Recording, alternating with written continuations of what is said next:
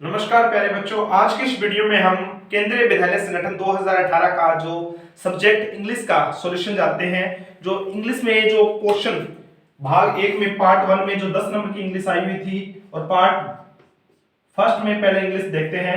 पहला क्वेश्चन था choose the word most nearly opposite in meaning to the given word. Fact word दिया हुआ था, फैक्ट का मतलब तथ्य, तो इसका नियरली अपोजिट मीनिंग बताना था। तो इसके ऑप्शन थे फिक्शन, फिक्शन का मतलब होता है काल्पनिक, इमेजिनेशन, इमेजिनेशन का मतलब भी काल्पनिक होता है, रियलिटी मतलब होता है वास्तविक, लाई मतलब होता है झूठ। तो ऑप्शन जो इमेजिनेशन, एक तो था फिक्शन, फिक्शन का मतलब भी काल्पनिक होता है, और option number B imagination, imagination का मतलब भी काल्पनिक होता है। तो नियरली अपोजिट मीनिंग बताना था, ज्यादा नियरली कौन सा है, तो फिक्शन एक नियरली अपोजिट है। तथ्य का मतलब होता है एकदम तथ्य, वो तथ्य मिले थे हमें, कोई भी सबूत मिला था। तो इसका जो करेक्ट आंसर रहेगा वो ऑप्शन नंबर ए आपका करेक्ट रहेगा, फिक्शन। सेकंड क्वेश्चन है complete the following sentence by using the correct form of verb with the help of the option that follow. The headmaster dash to speak to you. The headmaster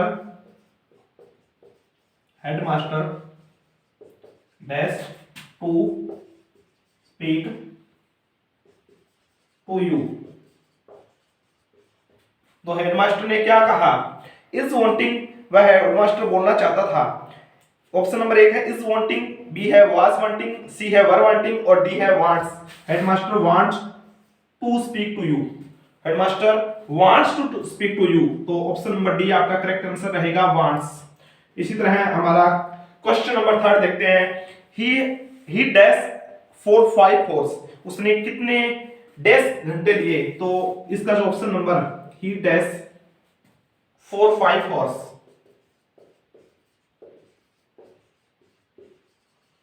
तो option एक था हमारा has been sleeping, वह कितने घंटे सोया, has been sleeping तो continuous में है। जो ये सेंटेंस हमारा बनेगा present perfect tense, has been sleeping, must has been sleeping, was sleeping, had slept. तो ऑप्शन नंबर इसका जो ए आपका करेक्ट आंसर है, he has been sleeping for 5 hour, वह 5 घंटे तक सोता रहा। हैज बीन स्लीपिंग, जो ऑप्शन नंबर एक है हैज बीन स्लीपिंग, तो ऑप्शन नंबर एक आपका सही आंसर रहेगा। इसी तरह फोर्थ क्वेश्चन है in each of the following sentence improve the underline part with the help of a given option. I shall have much pleasure in accepting your kind of invitation, invitation to dinner, कि मैं बहुत ज्यादा खुश हूं आपकी जो invitation है, आमंत्रण की, जो आपने डिनर के लिए मुझे आमंत्रित किया है, बुलाया है।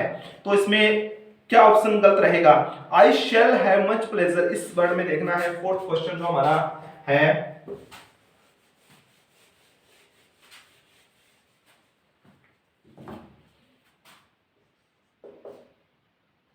तो आई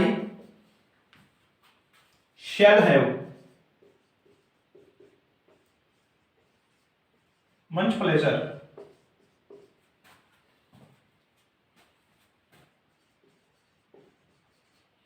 कि मैं बहुत ज्यादा प्लेजर हूं, खुश हूं in accepted your kind invitation to dinner.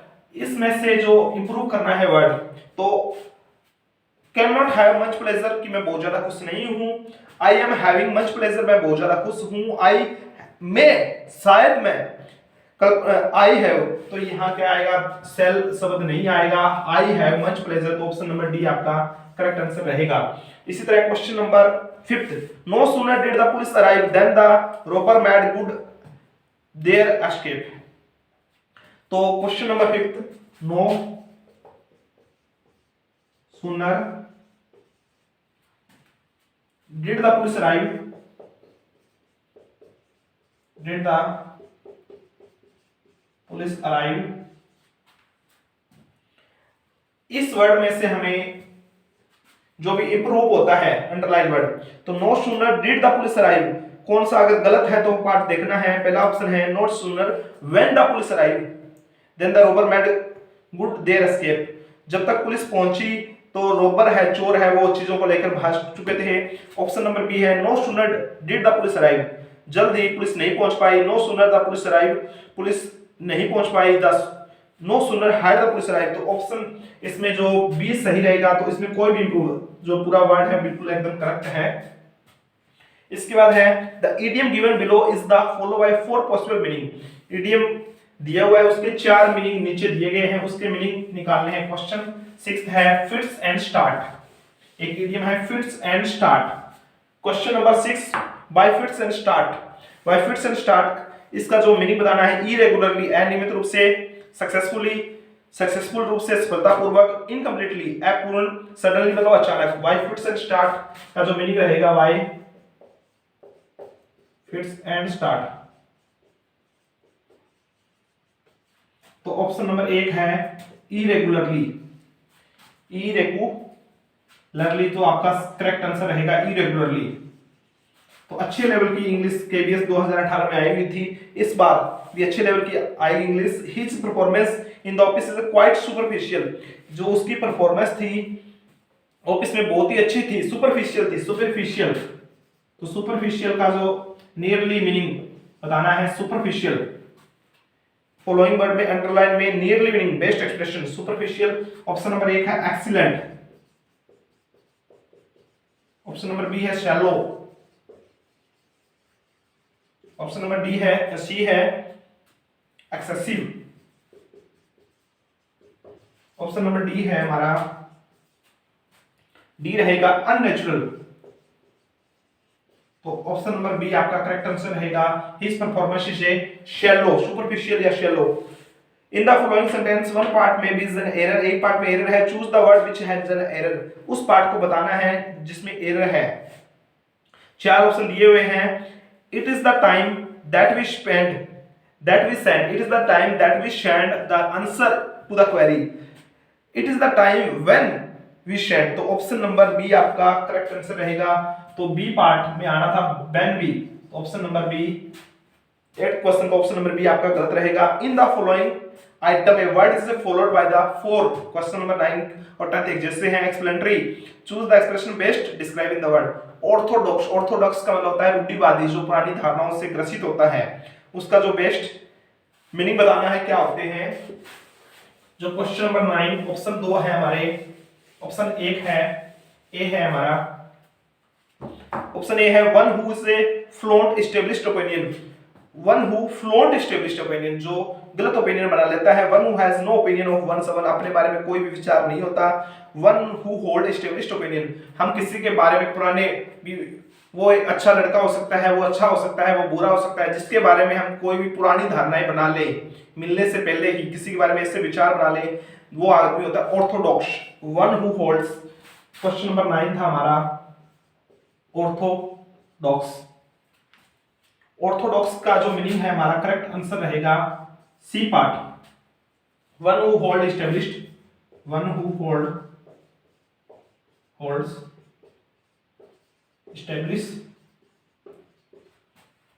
Established opinions, किसी के बारे में पुरानी धारणाएं बना लेना। ओपिनियन मतलब होता है विचार बना लेना। Question number 10 explicit, explicit EXPLICIT explicit, इसका करेक्ट आंसर बताना है। Drawing out a secret from somebody, कहीं से कोई सीक्रेट चीज निकालना। Comparison that is out of place, उस आउट ऑफ प्लेस के साथ तुलना करना। Statement that is absolutely clear, explicit का मतलब होता है एकदम क्लियर। तो statement that is absolutely clear, एक जो स्टेटमेंट है बिल्कुल एकदम स्पष्ट रूप से कह देना। स्टेटमेंट दैट इज एब्सोल्युटली, एकदम एब्सोल्युटली करेक्ट, क्लियर कह सकते हैं, करेक्ट कह सकते हैं। ये जो क्वेश्चन है हमारे 10 क्वेश्चन पार्ट नंबर 1 में आए हुए थे, और इसी तरह पार्ट नंबर 2 जो हमारा सब्जेक्ट कंसर्न है उससे रिलेटेड क्वेश्चन देखते हैं। सब्जेक्ट कंसर्न में भी 10 क्वेश्चन इंग्लिश के आते हैं। तो जो इंग्लिश का सब्जेक्ट कंसर्न में पार्ट नंबर 2 में पहला क्वेश्चन रहेगा हमारा, क्वेश्चन नंबर जो पहला आया हुआ था, choose the option which best describe the meaning of the underline idioms. जो क्वेश्चन नंबर पहला है she crawled forward inch by inch, inch by inch, she crawled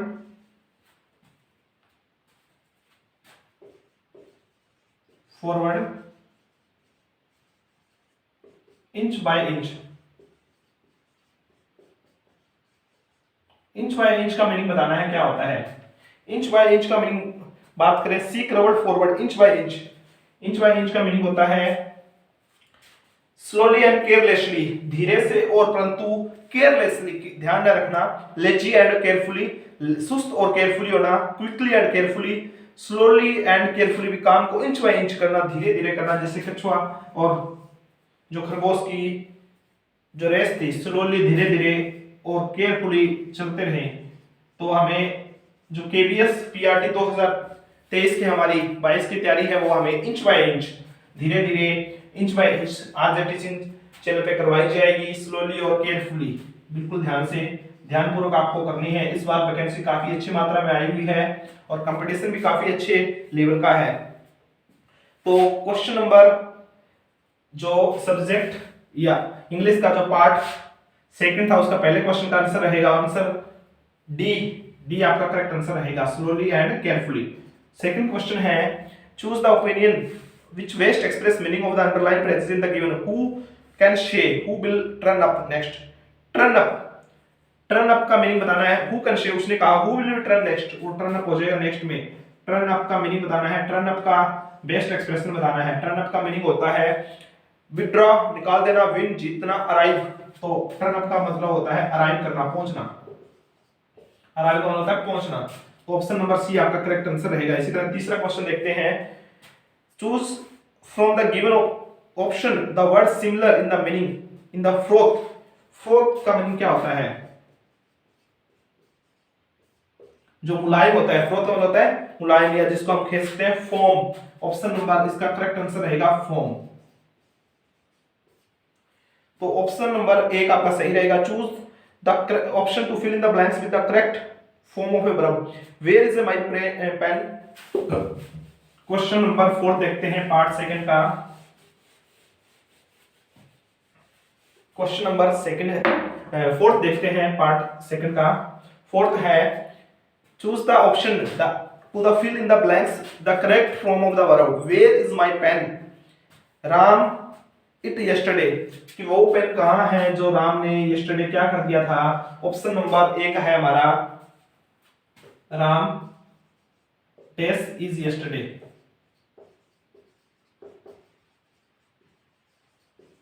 तो ऑप्शन नंबर एक है हमारा had lost, lost, has lost, would lost. तो option number B आपका सही रहेगा, राम ने जो खो दिया था, लॉस्ट कर दिया था, लॉस्ट का मतलब था खोना।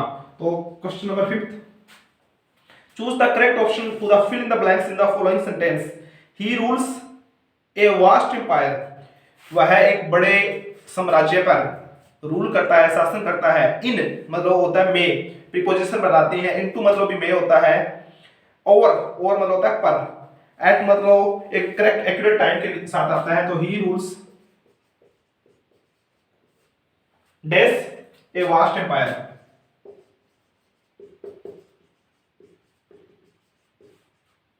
तो ऑप्शन नंबर ए आपका था इन, इनटू और ओवर। तो ऑप्शन नंबर सी आपका सही रहेगा, over, he rule over a vast empire. तो ऑप्शन नंबर सी आपका सही रहेगा। क्वेश्चन नंबर 6 देखते हैं जो पार्ट सेकंड से हमारा 6th है हमारा, choose the option to fill in the blanks following sentence in the correct form of verb, we dash Ram and Shyam for many year, we have known, कि हम जान रहे हैं, जानते हैं। तो ऑप्शन नंबर क्वेश्चन नंबर 6 था हमारा we dash Ram and Shyam for many year, we dash Ram and Shyam for many year.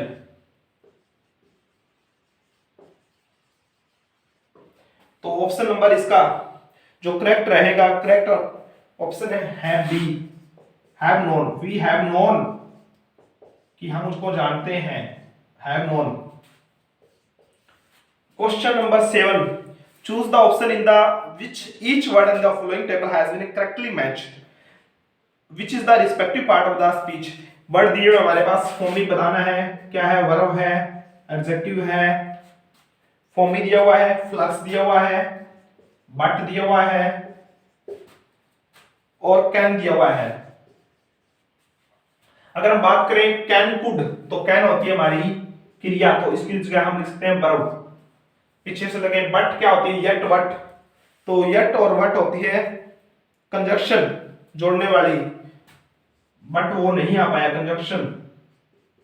तो अगर हम देखें ऑप्शन नंबर एक है कंजक्शन, तो नहीं हो सकता, फॉर्मी को कंजक्शन नहीं कह सकते। ऑप्शन नंबर बी एडजेक्टिव, तो option number C verb, verb इसको वर्ब भी नहीं कह सकते, तो वो हम देखते हैं फॉर्मी है वो एक एडजेक्टिव है, नाउन और प्रोनाउन की जगह आते हैं, विशेषण है। फ्लक्स एक क्या है, नाउन है, क्रिया है, नाउन मतलब होता है संज्ञा है। तो ऑप्शन नंबर हमारा जो बी सही रहेगा। जो फॉर्मी वर्ड है वो एडजेक्टिव है, फ्लक्स वर्ड है वो नाउन है, बट है वो कंजक्शन है और जो कैन है वो वर्ब है। तो ऑप्शन नंबर बी आपका करेक्ट आंसर रहेगा। इसी के साथ हम question number 8, which of the following sentence in the following was I was offered a chair। तो सेंटेंस का प्रकार बताना है, वाक्य का प्रकार बताना है, सकर्मक वाक्य है या कर्मक, एक्टिव है या पैसिव है। क्वेश्चन नंबर 8 है which form of a sentence in the following I was offered a chair, I was offered a chair। तो इसका मीनिंग बताना है क्या है।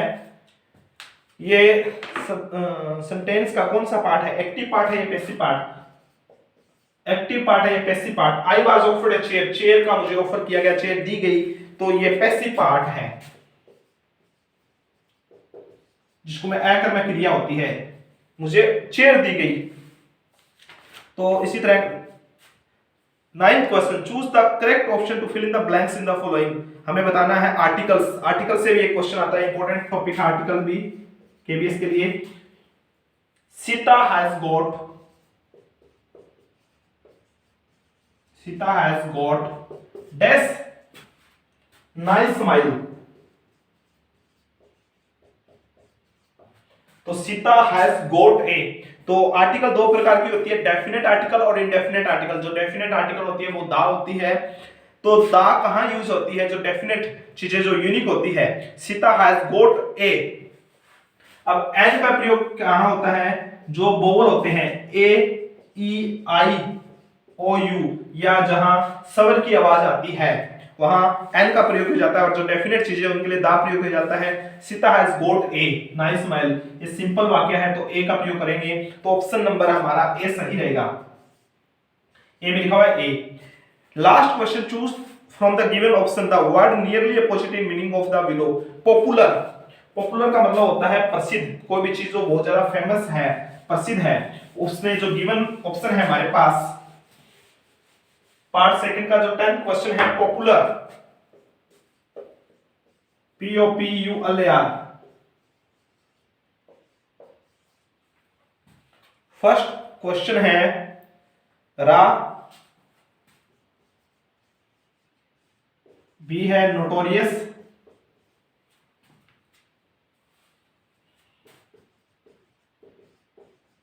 सी है हमारा रेलिवेंट,